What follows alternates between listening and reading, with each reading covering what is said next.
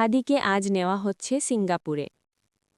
জুলাই বিপ্লবের অগ্রনায়ক শরীফ ওসমান হাদিকে উন্নত চিকিৎসার জন্য বিদেশে পাঠানো হচ্ছে। তাকে আজ সোমবার দুপুরে সিঙ্গাপুর নেওয়া হচ্ছে। ইতোমধ্যে এয়ার অ্যাম্বুলেন্স ভাড়াসহ সার্বিক বিষয়ে প্রস্তুতি নেওয়া হয়েছে।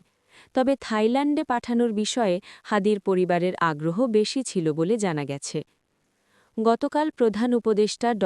মুহাম্মদ ইউনুসের নির্দেশে সংস্কৃতি উপদেষ্টা মুস্তাফা সারোয়ার ফারুকী, প্রধান উপদেষ্টার স্বাস্থ্য মন্ত্রণালয় বিষয়ক বিশেষ সহকারী অধ্যাপক ড. সাইদুর রহমান, এভারকেয়ার হাসপাতালের বিশেষজ্ঞ চিকিৎসক ড.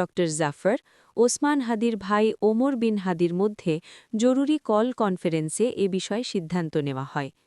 এর আগে দুদিন ধরে হাদির চিকিৎসার জন্য সরকার সিঙ্গাপুর, থাইল্যান্ড এবং মালয়েশিয়ার কয়েকটি হাসপাতালে যোগাযোগ করে।